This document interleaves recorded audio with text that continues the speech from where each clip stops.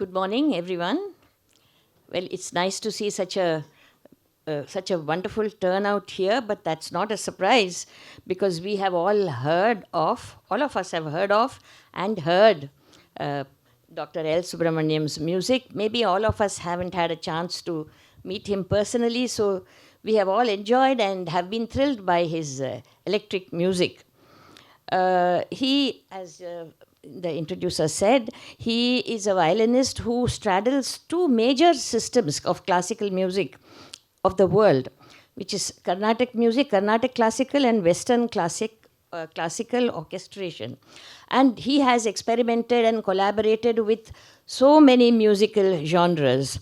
So he has been a performer, composer, conductor, teacher, a writer on music with this book that we are going to talk about.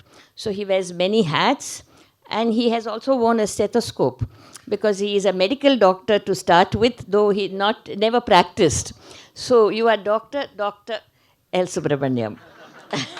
So now we get a chance to go behind that magical play of his and hear about how he brings it all together. I'm going to start with, you don't have a copy of your book, do you? Not here.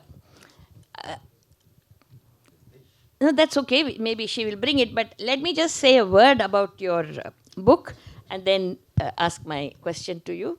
So, this book, which is called Raga Harmony, which has come out recently, it talks about his major contribution. What is it that he considers and the world considers as his major contribution to music? I think he opens out, I'm just trying to summarize it in a line and he will surely talk about it now. It opens out the possibilities of bringing together elements of Carnatic music, its Melakarta system of the 72 basic scales, with Western orchestral music based on harmony. It's a seamless fusion that he has done without disturbing the essence of each. To recap its main idea, the starting point is the Melakarta system of 72 basic scales from which permutations and combinations of ragas emerge. He has narrowed them to 36 scales, which are more amenable to harmony, and composed many pieces to play in a full orchestra. The book is short. Don't worry, it is not. It has some technical aspects, but it is written in a short, concise way with economy and precision. It shows a scientific mind at work and leads us step by step to quick overviews of Carnatic music and Western classical, and then a couple of chapters on his own innovations and their implications, the implication of his work for both the systems. So, Dr. Subramaniam, can I ask you to explain in a little bit of detail what is Raga harmony? Good morning and namaste to everybody, and thanks to Kamala Ganesh ji for beautiful introduction.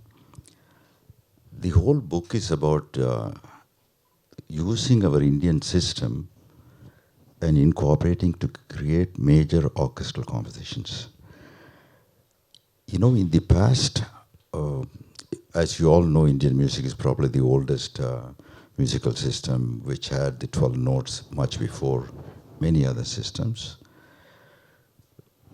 Around the 12th, 13th century, the basic Indian classical system became two because of the Mughal invasions and influences. So we have two beautiful systems, Carnatic and Hindustani system. So whenever we write any orchestral composition in the past, normally an Indian composer writes a melody and makes somebody else to arrange it. And it has been happening in the movie industry many, many years. And people like Shankar Jaikishan and Lakshmikant Perlaji, all those people have done wonderful work where they've done Indian melodies, had a Western arranger to do some of the arrangements, do things. But in the West, whenever you say about composition, Beethoven writes a symphony, every note of the composition written by Beethoven. Every note, if Bach says is Bach's A minor concerto for the violin, every note is written by Bach. So I wanted to really create the use of our Indian influences for two reasons. One when I started performing, at the time there was an illusion Indian music, especially Indian violin, was an ethnic or folk instrument sitting on the floor and playing. The concept of that it's a classical system was not there. They put everything under one floor saying world music. So Western classical music was the only classical music accepted as Occidental music at that time. So my whole idea was to bring, which was my father's dream, to bring the Indian classical music to the mainstream, and also people realize it's a classical music. One of the way to do also to play with the major symphony orchestras, write our composition, incorporate our technique, our musicalities, and our raga system. That's how the raga harmony started. Very early in 80s, I was asked to write a double concerto for violin and flute. And subsequently, Maestro Mehta approached me to write the major composition, which he said, I want just you to play solo, not a double concerto, or not for two people. So I wrote the piece, Fantasy on Vedic Chants. It was written for my mother at the time. She passed away 1 year before. This we premiered it for four days. But the entire piece was started with Vedic chant, which is our very, very old Vedic chant. Then I used the concept of Raga Malika, which is like whenever we play in traditional, sometimes we play different ragas, one after another, come back to the same theme. So we call it Raga Malika, Garland of Ragas. So I use some of the very important structures like Raga Malika concept, using a raga, using the Panjanadas, subdividing a note into 5 beats, 5 notes per beat, or 6 notes, 7, 9. So in detail, I experimented that piece. When I played that piece in Moscow the next year, one of the professors there asked me, can you write a thesis on this? Because it's a very new approach, new harmony, and very fascinating. So, but can you stay here and write this book about how you came up with this harmony, which is not our very traditional Western approach to the music? At the time, in Moscow, the temperature was minus 35. So I said, thank you, to go back to Los Angeles. So, but that was the seed at that time. So subsequently, I wrote about 10 major symphonies and more than about 15 orchestral pieces. Some of the orchestral pieces which I arranged, which Kavita has written for the Meera Bhajans, which I orchestrated, everything based on the raga harmony concept. Finally, I decided if I write, it should be useful for our future generation, because if they have a concept like, if you have to play with an orchestra, first of all, if you know the Western classical music, understand the orchestration, understand the instrumentation, you can do definitely better. But with the lack of that opportunity to do it here, you can still use the raga harmony structure. We have 72 parent scale. In this raga harmony, I've concisely brought in 36 scales, and we have over 2 million scales derived from the 36 scales. So using this, we can go on creating composition. In the West, if you see every 100 years, there was a different Baroque harmony. During Bach, Handel, Vivaldi was one period. Then became classical harmony, where there's a lot of innovation done by Mozart. Subsequently, we came the Romantic period, Beethoven, Chopin, and places like that. But here, we don't have to look for changes for millions of years, because there are millions of scales are there. So that was the concept of writing the raga harmony. Yes, I have one or two questions about it. One is, it seems that till sorry. One is, it seems that till you went and started your work, Carnatic music and I suppose Hindustani music also was not really considered as classical. They were looked at as folk instruments and ethnic instruments. So your first task was to show, I think, that Carnatic music is a system as classical as Western classical. Would I be correct in saying that? My focus was, because my father's dream was to bring the Carnatic music, and especially the violin as a solo instrument on the major platform. But before me, there was Ustad Ali Khan Sahab, Ravi Shankar. They were all playing Hindustani music. They were very, very popular. They did a wonderful job. Allah Rakaji, all those artists, great artists, legends, were playing, focusing on Hindustani classical. Yes. What was not there was focus on Carnatic and acceptance of Carnatic music and Indian violin as a major solo instrument. Yes. That was my focus because of my father. It was not my idea. Yes. I get all the credit because it was all his vision, his direction, his ideas, Yes. which I tried to Yeah. execute. It seems to me that your contribution is different in the sense that with Carnatic scales, based on not exactly Carnatic scales, but slightly modified Carnatic scales, you have entered into the heart of orchestral music, something like that. It's not that the two are playing parallelly. You have made an intervention within that the other system. Could you say whether each component of your, especially your orchestral compositions, keeps Carnatic part of it as Carnatic and the orchestral part of it as orchestral, keeping their distinctions, or is there a merging at some points of the two? There's actually using the Indian ragas, especially Carnatic scales, and harmonizing it, taking the harmony from the notes, creating a novel, a new direction of harmony. But also the other thing is, one of the advantages I had is, unlike some of the other composers who didn't have a formal training in Indian or Western classical music, they were dependent on other people. So when you give a composition to somebody to orchestrate, they didn't have a concept of a ragas.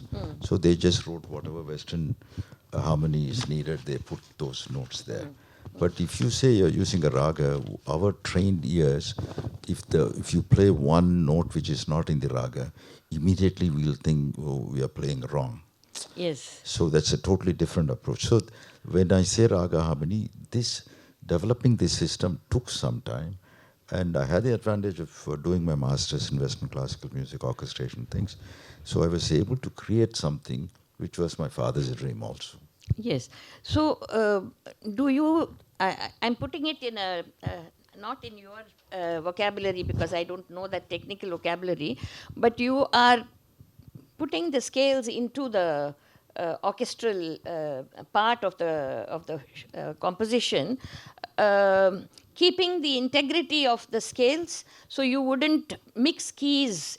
I mean, I just want to know that in Western orchestra, the keys don't always stay in one level. So, do you do that, or do you keep the integrity of the Carnatic idea inside the orchestra? In the Western music, whenever they talk about a movement, first movement, every composition have different movements. There is exposition of the melody. Then the second section is development of the section, where they go through different harmonies, different structures, and recapitulation, they come back to the original melody. So they had the freedom. Technically, what they were doing is accepted. They were doing like a development using different scales and different harmony, whatever is required. But in our system, if I say I'm doing like what you heard is one, if I say I'm writing one moment in Mohanam Raga, or Bhupali, or Ramsotani, so the entire movement was calibrated and worked with that precision so that there is no foreign note other than the Amsutani. Except in the case of Fantasy on Vedic chants, the last movement, there was a Raga Malika section there. Okay. Which is also in our tradition, we do Raga Malika. There were 10 different ragas, I think, I used in fast trade-off, which is also one of our thing, like in our traditional concert, we do trade-off with the percussionist or other soloist.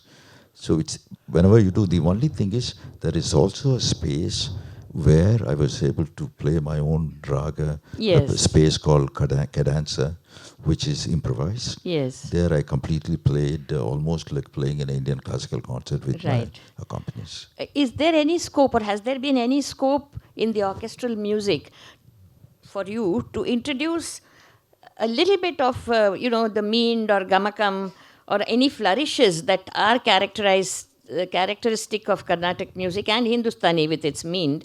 Does any of this come into the orchestral part of it any time? Yeah, there's a composition called Paris Concerto, which was commissioned by the Paris Orchestra, where it was based on Shanmugapriya Raga, where the violas were asked to slide between note. We call it gamakam in the north, they call it meend, which was introduced. But then we had to have little extra time to get that impact. Because whenever you say mean or slide, it depends on different artists. The number of times of the slide or the speed of the slide all varies. It cannot be, we cannot write down, say, 2 times you slide within 2 seconds, something like that. So we have a very, very strong oral tradition, which what the Indian music developed Yeah. based on. Yeah. So I have to work on them on this some of these slides. Even with Moscow Symphony, they did wonderful job because they were very sharp. When you are doing in that level, they heard it few times and started sliding and doing things. Okay. Uh, we will go to the next part of my questions, which is I'm sure a lot of you want to know what was his journey from where to where, as they say, coming from India. Violin as a Carnatic instrument itself came only in the late 19th century, I think, into Carnatic music, and so it is a, so to say, a foreign instrument. And then your father and people like him have also worked with it and innovated, and you come from that very deep Carnatic tradition in with your family background. Now, how did you from there, how did you proceed and arrive at where you are now? It's a long question, but I'm sure people want to know how that happened. It's a multiple questions, but I'll do it in parts. I mean, there would have been highs and lows and dilemmas and chance events. Yes. All these also play a role. So we would like to hear a little bit about that. I think everything started with my father. I wanted to be like my father, and he was my hero and my teacher and greatest inspiration for me. He wanted me to sing because those days when he started playing violin was mainly an accompanying instrument. As you say, it was introduced during the 19th century, but before that, there are evidences of stringed board instrument which existed. There are some of the old sculptures in South India where there are stringed board instruments are still there. It existed, but the modern violin as such was kind of adapted by the Baluswami Dikshita, Muthuswami Dikshita's brother. But it was adapted for accompanying instrument because it was fretless, so we could slide for mean or gamakas, it was free. And also it's a board instrument, so you can sustain a note for a long time as opposed to a plucking instrument or thing where the note dies after a short time. Here you can sustain a note longer than that. But at the time, he was not very happy because he said our violin has to be, Carnatic music has to go globally, and they have to know this is a classical music. And second thing, they also have to hear it in a major concert hall like Carnegie Hall or Lincoln Center or Sydney Opera House, Royal Albert Hall, all those places. So then only we will get this recognition that it is a respected classical system. That was his dream. I went to US, I finished my medicine when I was in fourth year. One of the German violinists who came, my father asked me to play for him. He told him that he has a great potential. Why don't you send him with me? We can do his masters there. And I'll form a group with him. We will travel all over Europe. My father was excited. I was very excited. At those days, going to Germany, I was fascinated by Bach. My Western interest started with Bach. So I said, oh, it's the birthplace of Bach, Germany. So I told my father, yes, I'll go. I'll drop out of the medicine, go and do my MA and things. But my mother was responsible for saying that, no, you cannot do it. You finish it, get a piece of paper, then you do whatever you want. We'll back you up. But I'm really thankful to her because after I finish my medicine, by the time fourth year I decided, by the time I've sent some application for, I got full scholarship in both the places. One was California Institute of Arts in California, other one was in Ithaca, where it is very cold and snow. So my parents said, go to a warmer place. And he had some South Indian friends there. So we said, you will have South Indian food at least there, because I'm a vegetarian. So these were the criteria for selecting California. And other than, at the time, I didn't know that institute was started by Walt Disney, one of the very well-known arts institute. I got a full scholarship. I went there. As I was doing my courses in Western music and harmony and counterpoint, I started playing Indian classical music. immediately there was a major tour with Pandit Ravi Shankar and George Harrison was sponsoring the tour. There were a lot of Indians, Hariji, Shivji, Sultan Khan Sahib, Allah Rakaji, they were all part of the group. So Raviji said, told my father if he can also come, I'd like to feature him as a Carnatic soloist. So I finished my 9 months course. I had to wait 1 year to get the certificate. So I was so homesick, I want to come back. I went to the dean, but the dean said, everybody says you have finished everything, but I can't still give you the certificate. I'll give you a teaching post, which I won't give it to anybody, but I'll give you a teaching post as a teaching faculty. Why don't you stay here and get the certificate? I told my parents, they said, okay, stay there. And my mother once again said, finish it and come. Don't come back in the middle. So, but incidentally, when I went to collect my MA, they asked me for my bachelor's degree. Then I realized how right my mother was. Otherwise, I wouldn't have got my MA degree or the PhD because they always ask from any SSLC to everything whenever you go to school. So ultimately, what happened was I went for 4 months. I went to the dean to ask him for a 4 months leave out of the 9 months. So I told my father, I'm not going to get the leave because he's given a job to make me stay here. Now out of the 9 months, if I ask 4 months leave, he's not going to give. So in any case, I said, go and ask him. So I went and told him there's an offer to go on the tour. I want 4 months leave because there's two recordings and major tour, Europe and US. You asked me, who are you traveling with? I said, George Harrison is sponsoring. He said, he's George Beatles, is one of the Beatles, and Ravi Shankar from our country, another great musician. You can go as long as you say you are from California Institute of Arts, wherever you go. that was the barter system we worked out. I got 4 months with pay, travel, and I also was paid for my travel for the performances. I got 4 months holidays. I came back. It started like that. Subsequently, there was a very famous record producer who produced M.S. Subbulakshmi, Ravi Ji, and Ali Akbar Khan Sahib. A lot of albums were produced by Richard Bach. He approached me and said, since you have both the knowledge, you should write some orchestral piece and also start doing some fusion composition. Those days, if you do anything other than classical, there was some preconceived notion by many, many, sorry to say, critics and public and some of the so-called connoisseurs saying that, oh, it is diluted, that is gone, this is gone. But never thought that, we can do separate things separately. We eat Indian food, we also like Chinese food. That doesn't mean we have gone out of the way, we are diluted and everything. It's like different taste and different structure, different approach to it and different emotion to everything. But common things are basic, 7 notes are same. So I told my father, Richard Bach is asking me to write a fusion album. Then he said, okay, at that time we started playing with the greatest Mridangam player, Palkat Mani Iyer.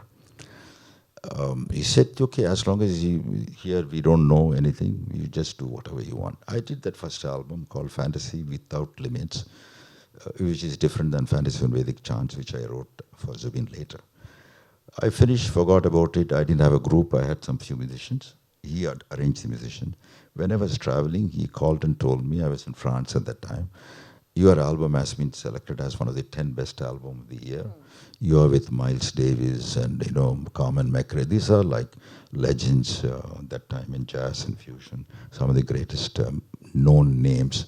So this is your first album. You are already there. Now you have to give me 5 more albums. So the same condition, we won't release anywhere. So I said fun because I like writing as a composer. I want to experiment with Raga, I think. So I wrote next one. During this period, when you were growing in your, Yeah. Were you also doing Carnatic concerts? Mainly 95%, entire tour with Raviji, who I was featured as a Carnatic soloist. So that went on parallelly Yeah, I never look. I'm basically a Carnatic violinist. Okay. 95% of my concerts are Carnatic music. Whenever I do a fusion or orchestral thing or a movie, that get blown. I mean, really publicized so much by the press. So Yes. they think I do only movies. I do only thing. It is not true. Yeah, yeah, Not true. yeah, yeah, yeah. Okay. So has your style of playing Carnatic music in violin, has it been, do you feel that it has been influenced by your engagement with Western classical, or do you feel it is exactly the way it was when you learned from your father? My father developed a lot of new techniques. The Carnatic music at that period was, there are two different things. One, there is an accompanying style where you have to know the composition and back up the main artist. Many times, if you pay attention as an accompanist, the next concert you are not called.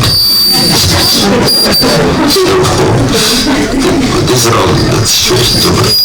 To be a solo thing, you have to really create a lot of, because Western violin was already average student in a Western college was better than our leading violinist. I'm sorry to say that, but technically we didn't develop that much. His dream was to develop the tone and things. So those are the innovation which I've incorporated in my solo style, where the tone production and getting used to say every note we should, it's a Sora Devata, so you should have a emotion, feeling, you should see a life into it. So then only if you have feel that, you can make the other person on the other side feel the emotion. So it's basically, that's what I do, what I learned from my father. Now we have time for yeah, sorry. We have time just for, but I want your responses very briefly on some important things. What do you think of what goes by the name of fusion nowadays, because it seems to encompass a whole lot of variety, and then when it's applicable to so many things, then it doesn't mean anything. So a quick response to that, and your own efforts to inculcate love of music and the way you teach music in your schools. These two, if you could give quick answers, then we will open it up for Q&A. It's difficult to give a one-line answer. One-line answers, I'm sorry, but but better than the approach, what I call it global fusion, whenever I collaborate with anybody, whether it is Ekudu Menuhin or Stephen Grappelli or Herbie Hancock or New York Philharmonic, we should know the other system, we should know their strength, what we can utilize and how we can push the boundary within our boundary and their boundary to create something. For that, it will help if you know both the system. So for me, fusion is not just getting somebody to come and join you and play together and end together. Right. For me, it is different. Right.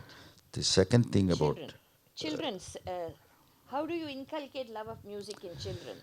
And what's your technique of teaching? And you know, one of the things which could also help generally, introducing music into schools and colleges, which I was part of one of the couple of board meetings with Dr. Kasuri Rangan, who was the National Education Policy Chairman. So I requested him saying that if you call me, I can talk about only music. What does music do? We have only basically 7 notes or 5 notes, sometimes some ragas. We sit and play or sing for 1 hour, 45 minutes within the same 5 notes or 6 notes or 7 notes. What is it? If you repeat the same combination 2, 3 times, you will all get bored and walk away. So the spontaneous creativity, where every time we play a phrase, we try to combine different notes, put different emotion, change the dynamics. So spontaneous creativity is part of our music.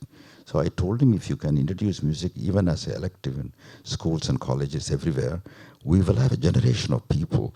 They will be very innovative, spontaneously they'll create a lot of things.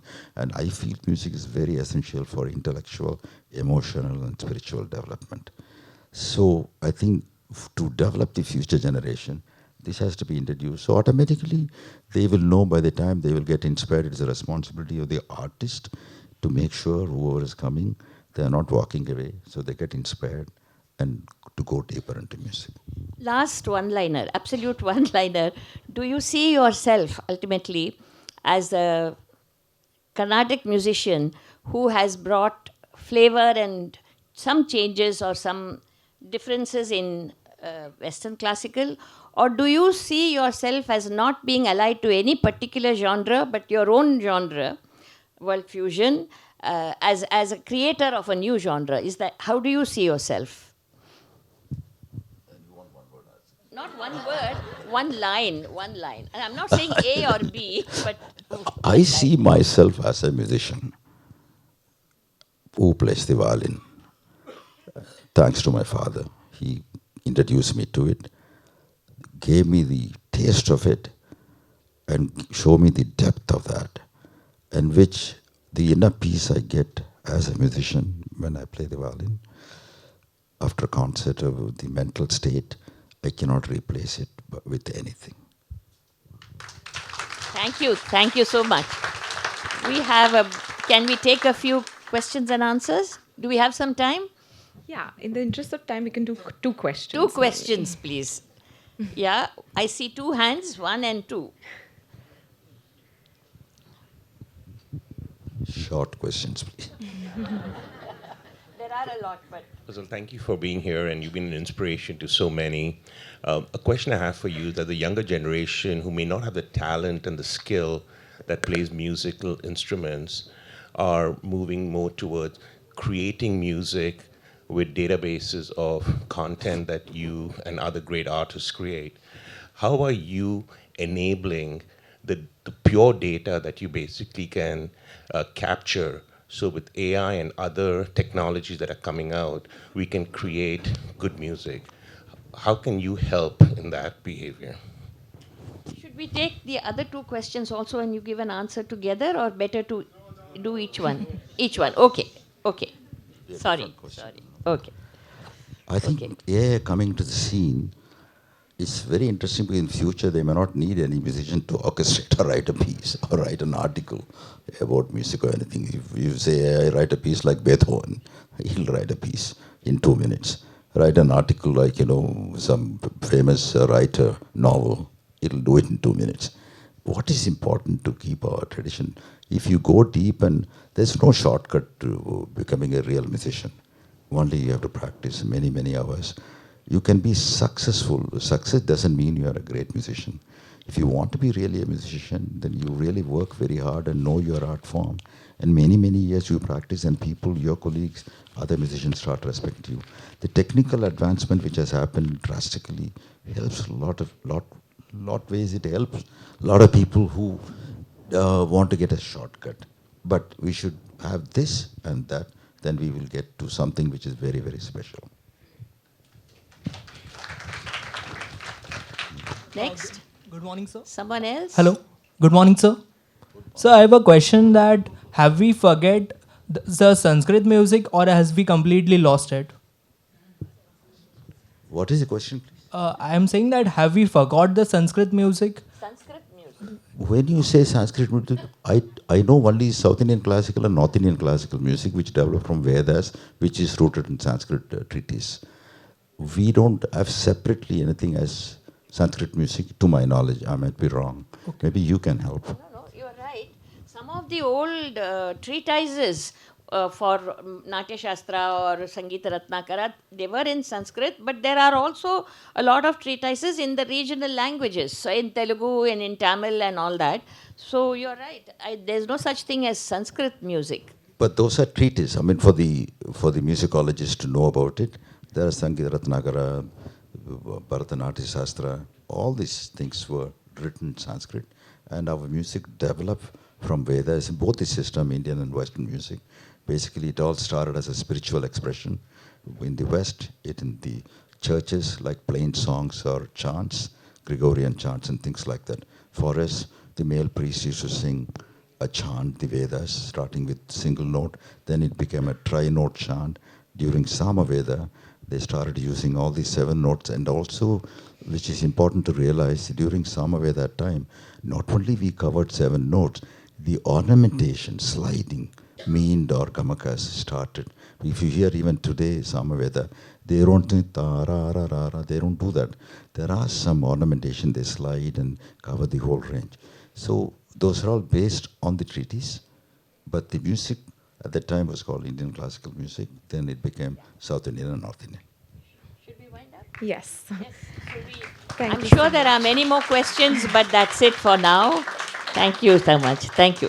Thank you so much, Dr. Subramaniam and Kamala Ganesh, for this wonderful conversation. We shall close this session with a short video. So I'm going to invite both the speakers to go step backstage so we can watch the video. But thank you so much. The short video that we're going to witness now is a composition journey composed by Dr. Subramaniam and performed by him and Lord Yehudi Menuhin at the United Nations.